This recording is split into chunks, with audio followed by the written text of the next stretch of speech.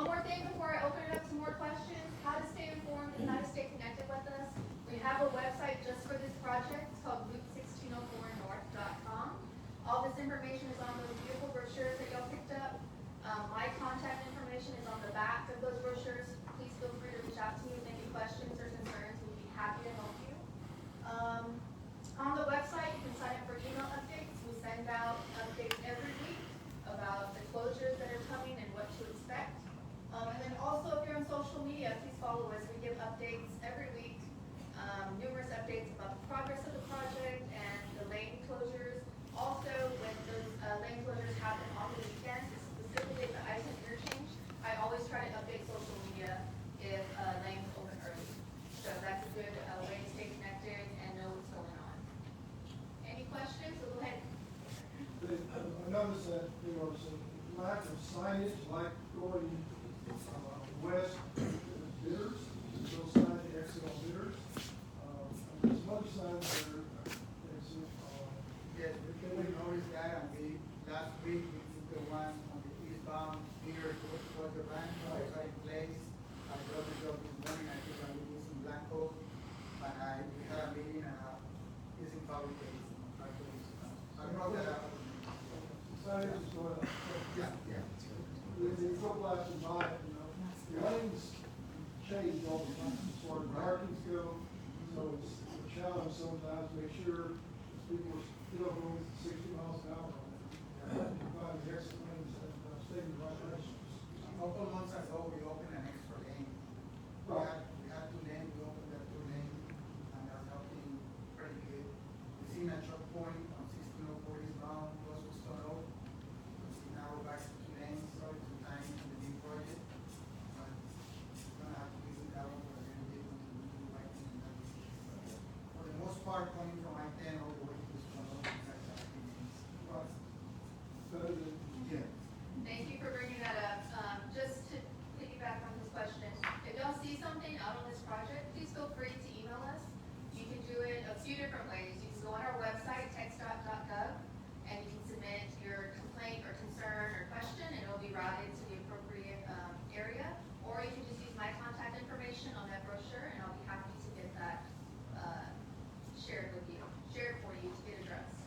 Yes, sir. Another question. In Northwest Military, when you're coming on 1604, a lot of people, when the traffic is really backed up there, a lot of people get off on just a mile or so before the intersection and come across, and then they come back on to 1604. And that's causing a real problem. Okay. In other words, you got 1604 blocked up all the way, and people keep getting off this road, and then you zoom over to Northwest Military and get on the road. When they come into the traffic, they're causing a real mess there. So if you can do something about that, that would Okay, sure help. I'll put it on my notes and I'll let you. A certain time you're seeing that, just at rush hour or No, all the time? it's all the time. Anytime it backs up. Yes, sir, in the back. you said there's a video on the internet of how the Blanco intersection is gonna work. Can you give me the address? Yes. I thought you were gonna show that here tonight. No.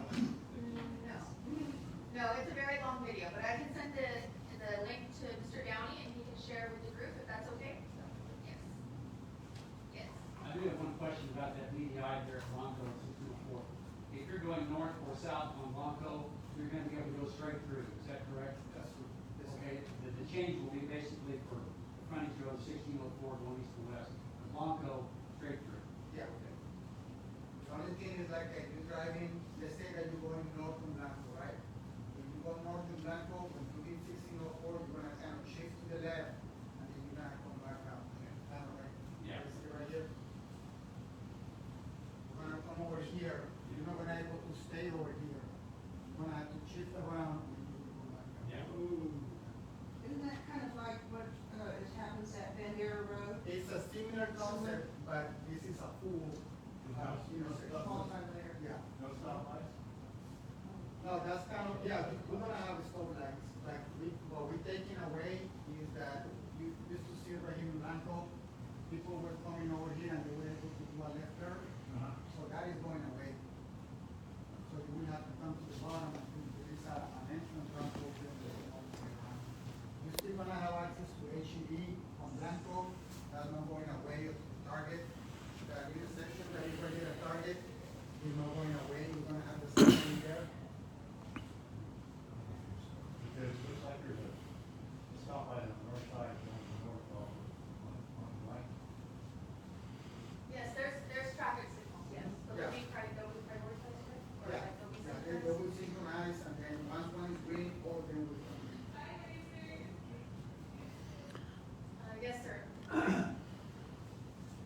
us remember a time when you could lie down in the middle of 1604 in the middle of the day and not be hit by anybody. What are we assuming here with regard to population and traffic increases over the next 5 years? Because in many cases, they have outstripped highway expansion. So the population or the average daily traffic estimates we have are for 20 years, so for 2045. And right now, or today, 150,000 drivers are on 1604, just on this stretch. So it is one of the most congested roadways in the state. I think it's number 8. I can't remember it off the top of my head, but it's one of the most congested roadways. By 2045, in 20 years, it's gonna double to almost 300,000. And so, I mean, you know the population is growing in San Antonio. You know the density of population is mainly in the northwest side, towards that Bandera area. So all these improvements are to accommodate the traffic we'll see in the next 20 years. I don't have to worry about it, I'll be pushing it through. Yes, sir. What's the engineering or science behind the roads crossing and making an X and crossing over instead of going straight on the lanes? I think it's improved traffic flow and improved safety because there's less conflict points. I think Carlos can speak to that. Yeah, I'm not a traffic engineer, but pretty much what we're trying is to maximize all the traffic on Blanco, maximizing the green times. And then also kind of taking away the cross traffic on the frontage roads. As far as the shifting around, we can invite our traffic engineer in the next meeting. They can explain it better, but that is a concept that has been used in different times in this country, and it's proven to expedite the traffic and then flush the traffic to the intersection faster and safer. They get through a very steep learning curve. Yes. But we'll be back out here after the holidays, okay? Can you explain a little bit more about segment 6 was not funded Yes. at this point? Yeah, so segment 6 is from Judson Road to 35. And so what happens is the designs are made, right? Designs are in planning. And then funding gets allocated to the legislature. And of course, the legislature meets every 2 years. So once the funding is allocated and it's put on the 5-year plan, then we can begin construction.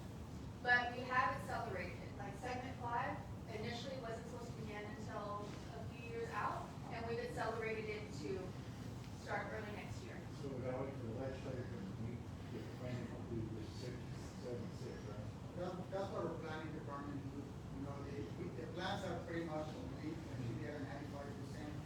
So once we have everything ready, all the right of way is acquired, we don't have any filling conflicts. So that's when the project is ready to be submitted for funding. So that is almost 95% complete. Once that is all done, environmentally clear, then we go ahead and submit the project for funding. The project has to be clear. So the next session, if they fund the money, does the governor have to sign the funding bill? Most likely, yes. So that's another year away. I think right now we're thinking it'll start in, I don't want to say it because I don't remember correctly, but I would think 2026, 2027. 27. Yeah. But the good news is it's all ready to go. They call it, it's on the shelf and it's just ready to go when the money's there. I got another question, is a recommendation. If you're coming, if you're a trucker and you wanna go up 10, you have to come all the way to San Antonio, go across 16, so you're back on 10. Can you guys do something with 46, so we can get some of that traffic diverted from going to San Antonio, so if you go across the 10, curve around, but, You mean sending 46 to go to 81? yeah. If they're coming into town? Yeah, instead of sending all the traffic all the way to San Antonio and going across 16 before we get back on 10. Fix 46 so people can swim across there and get on the 10 there. And help that alleviate some of the problems. There is some preliminary studies going on 46, span 46 all the way from, if I remember correctly, it's from, kind of from Berlin all the way to Oregon. So I think that at some point the state was starting to buy right away to do that expansion. Because I used to work in Brownsville in that office, and I had to kind of coordinate the right away with those guys. I know that Texas is already trying to get the right away in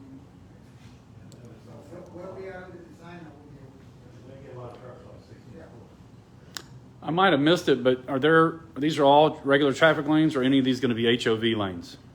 It'll be 10 lanes across with an HOV lane in each direction. In the determination on the HOV lane, the one on 281 is not used that much. It just takes away another lane of traffic. What's the science behind having how does that improve things versus and just having a regular lane for traffic? So the idea behind the HOV lanes is they improve mobility along the corridor. I don't have the stats for the usage on the US 281 HOV lane or the I-10 one out going towards Bernie, but the idea is it improves mobility. I remember a briefing, there will be a study done after it's implemented to see if it makes a difference. Has that study been? I know they're doing preliminary counts and usage of the HOV lanes, but I don't have any to share with They you. start doing that on 281. We get that question a lot, especially now that drivers are using it, not the way it's intended to be. And then, so, most likely, Beautiful, when we finish that study. I got my out for you guys where we at, and then, I would like to add that the HOV lanes, we build them, and the police department or the sheriff's department enforces it. So we have no jurisdiction over enforcement, but the police department does. Also, we are in partnership with Via Metro Transit, and they manage the HOV lanes. I know one of the big selling points for the HOV lanes on 31 is it connects directly into the Stone Oak Park and Ride. It connects directly. not hearing him, sorry. It's okay. I'm already. I have a soft voice, I try to speak up, I am aware. So the HOV lane on 21 connects directly to Via Stone Oak Park and Ride. So again, that's another layer of connectivity with multimodal transportation options. Yes, sir. But that proves my point that there's no traffic going to the HOV. That parking ride is empty. $30 million. So I can't speak for Via. I got that, but what can we do in regards? Who should we talk to about not making an HOV lane but keep it in a regular traffic lane? we can add that question to our planning section, but I think that when the project was funded, and just because we get federal money, and that's how it is on the HOV lanes, it will be a process to take them away. I do not know how that can be done, to be honest, but I do know that the regulation, and just because we got federal funding, they have to be in place. There's the key. Is it a federal problem? With federal funding, we have to have HOV lanes. That's what how the project was more. Right, nobody is using it. And I'm an expert in the planning part, but I think you guys come around to about that. Next time we meet, we can invite our planning. So once they get the results of the study to determine usage of that lane, will that help determine if it's kept or not? I mean, what otherwise, what is the point of this study? Probably gonna, kind of what Jennifer was saying, they're probably gonna have to stay there, but then what it's gonna have to study, what it's gonna find out is that there are a lot of use, not being properly used, and then it's probably gonna go back to SAP to enforce the correct use. When those were put in Houston years ago, I don't know you guys' stories, but there were people trying to put like a 90 keys in the car, just to use that, just to meet the requirement, and there was a lot of enforcement that we had to go to find those people to make sure that they use it. I put my dog in the The HOV lanes were actually included in the 281 project based on future projected driving and development from Bull Verde area and North Spring Valley, et cetera. Or at least that's the justification they gave to us in one of the early presentations they made on the 281 project. So the theory is that it's based on a projected growth on that beyond in Comal County. I don't know how accurate it is, but that's what they told us. Just to close out the 281 discussion, I will say, I'm sure y'all are aware, it's 100% better as far as congestion wise. It was, again, one of the top congested roadways on the state, 281 was, and now it's completely off the top 100 list. So every time I'm over there, it's open lanes. I think it's beautiful now, it's a lot more connectivity, a lot more mobility, and I think the HOV lanes are just one small layer to help that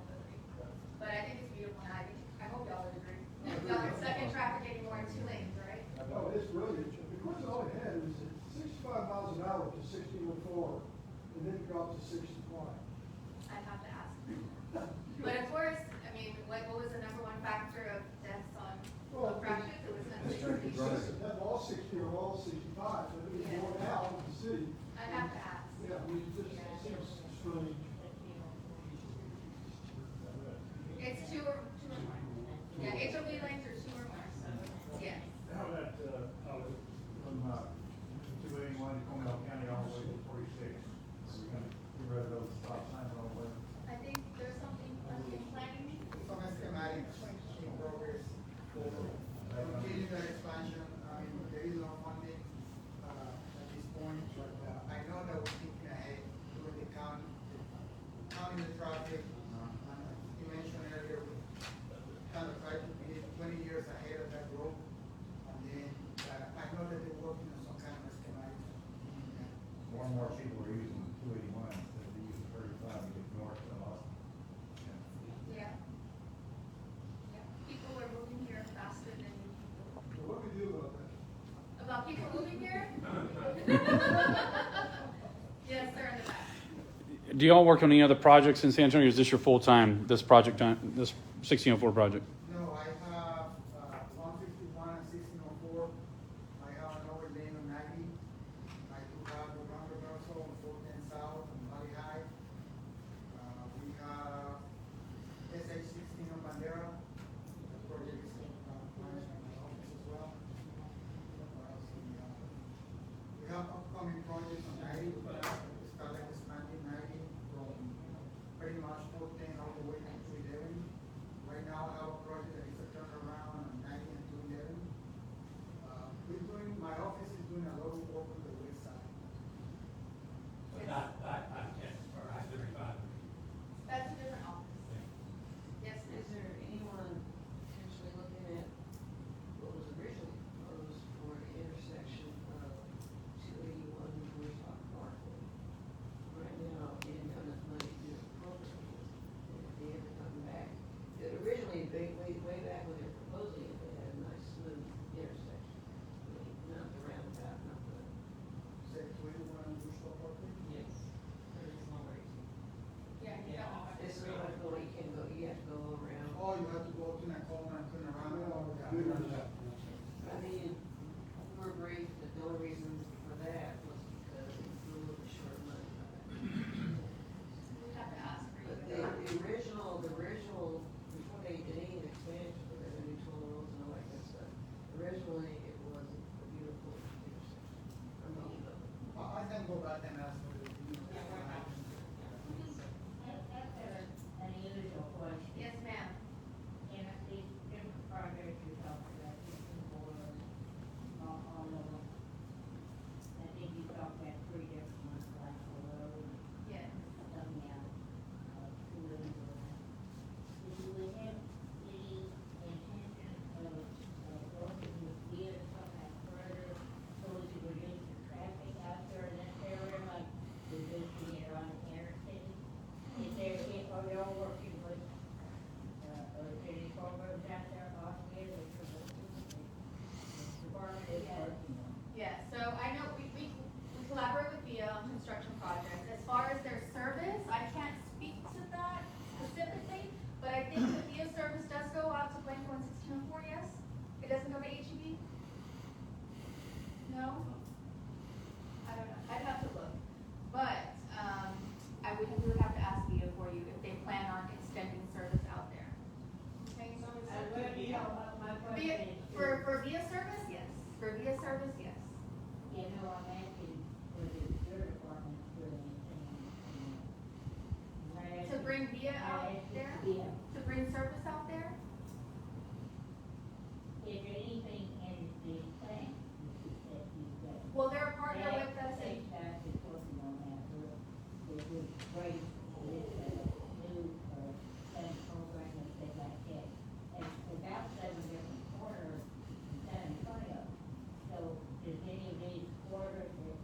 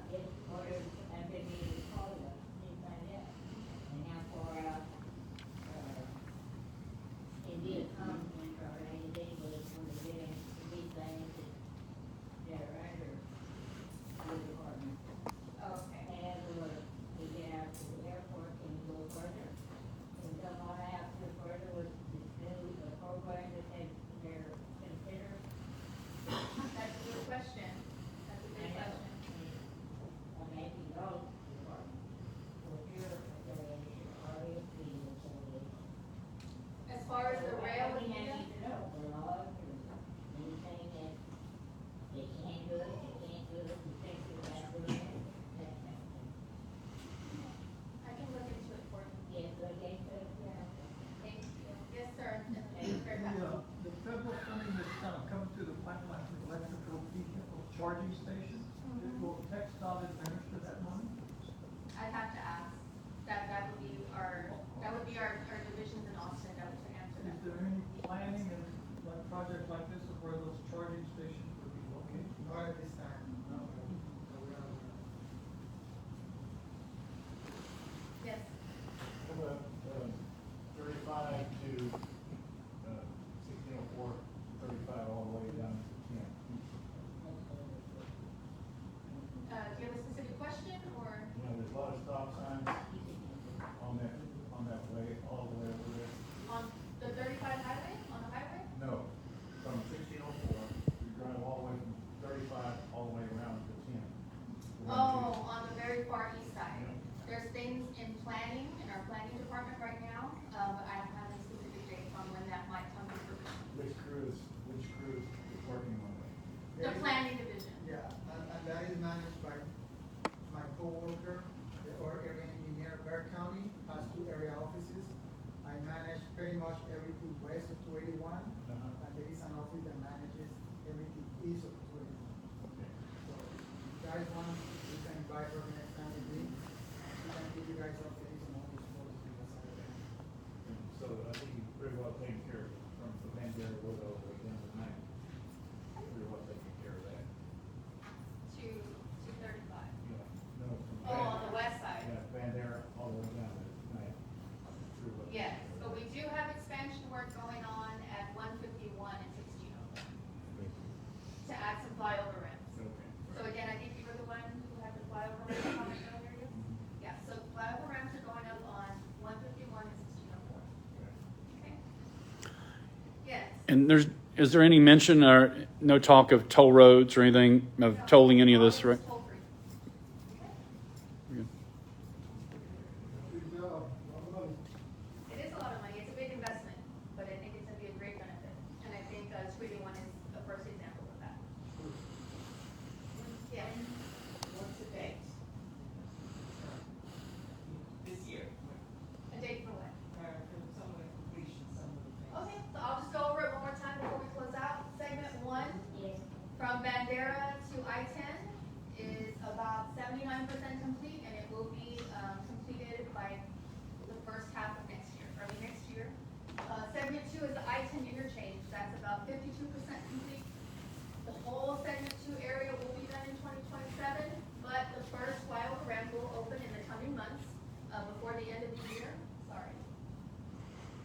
The first flyover ramp will open in the coming months, and then after that, the other flyover ramps will open, and once all the ramps are open, you're gonna see a lot more connectivity on that interchange. So 2027 does seem far away, but there's a lot of relief coming soon when those ramps open.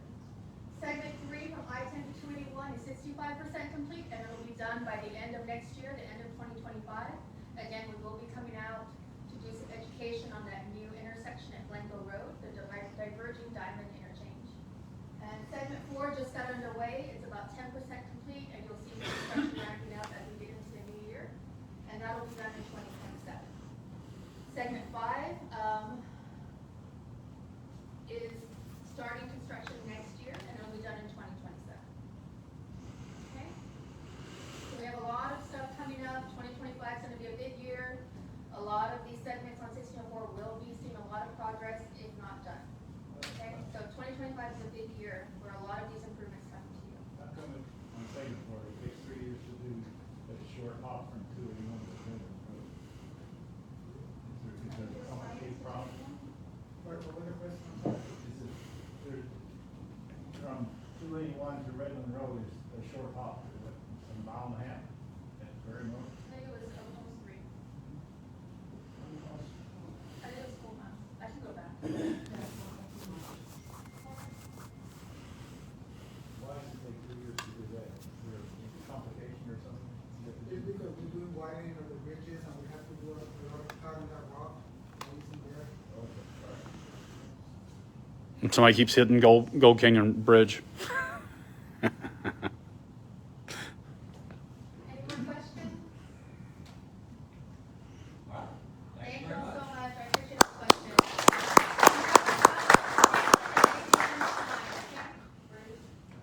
At the bottom, right there, at the very bottom, Jennifer Sarah.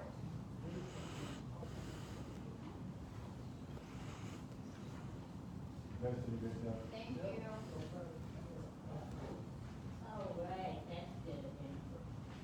Thank you, That's ma'am. what they're there for. Where's those fixed cost contracts? Fixed cost contracts? We do change orders depending if there is unforeseen, something that is not expected. We manage the best we can, but if there is some unforeseen situation, we have to analyze it, study, and work with the contractor to do those situations. But we try to stay within 1% of budget. Thank you. All right. As I mentioned earlier at the start of the meeting, our councilman is out of town. Dominic from his office. It's July, they get a Do you month have off. anything for the councilman? Okay. I have a couple of announcements. Next meeting with the Lions will be here, August 28th, and the speaker will be Sheriff Javier Salazar. No? Commissioner Brandon. Okay, I'll look. Is holding a meeting, town hall meeting, 6 o'clock on the 29th of July at Northside Church of Christ on 818 US 281 North. Talk about Creek Bend Development Phase 2. This is a affordable housing development that's rather large. It is not within Stone Oak per se, but it is on 281 North Stone Oak. Anyway, he's holding a public meeting on that. If you're interested in that, it will be, as I said, on the 29th, 6 o'clock, 7:30 at Northside Church of Christ. Did you send that out in, Pardon? Art, did you send that out? I can send it out, yes. As you know, councilman, council does not meet in July. That's their off month. And that, as I said before, most of them are off commenting around the world. But, one of the things they will be doing very busily when they get back in August is the budget. So there will be a District 9 budget meeting, town hall meeting at the Walker Ranch Senior Center on Tuesday, August 20th at 6:30. So if you're interested in getting seeing from the city as well as our councilman, that will be your opportunity to do that. What time? 6:30 at Walker Ranch Senior Center. All right. Something to donate, got a blast today on the email that the mayor and Judge Sakai approved funding the baseball stadium next year. Can you get somebody here to talk about that? I'll see, I don't know anything about it. I know that they've been talking about it, but I didn't know there was anything.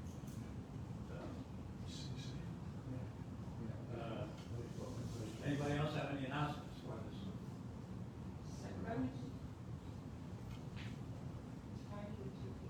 The Zoom meeting that you were talking about. This is Friday, 2 p.m. Zoom meeting. And, it's the. Yeah, the housing meeting that you did with them Yes. For what, reading for what? housing.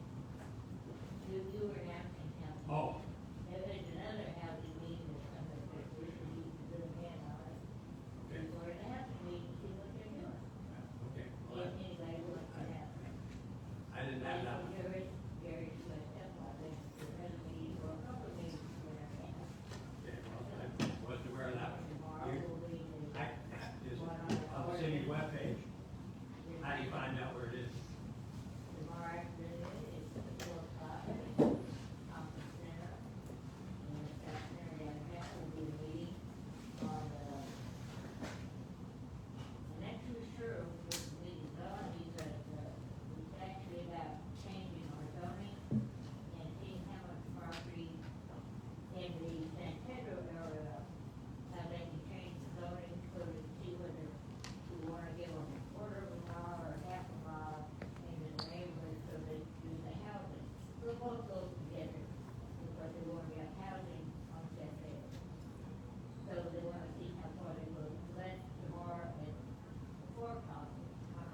if I can find that. It's field, yeah, transportation ordinance.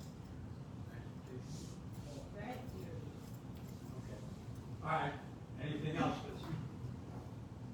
Otherwise, we are dismissed. Goodbye. See you next month. Peace out.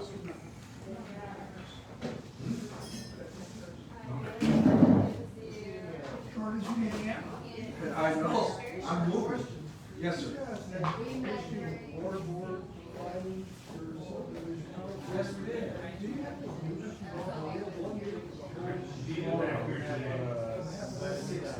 Okay, so how do they? Although they find it.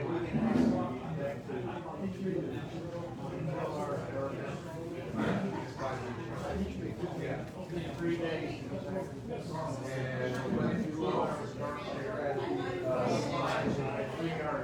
three yards by either side. So if you have like a really big sheet or something, you might pop it up. But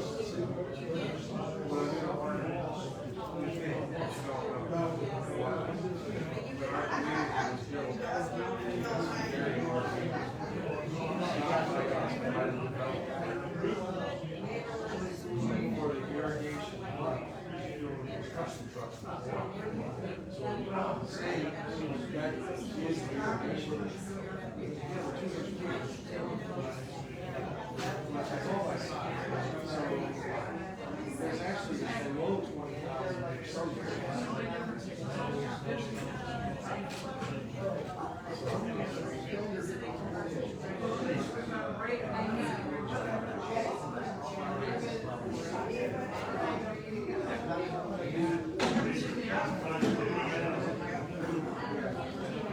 You're in the high usage category, you exceed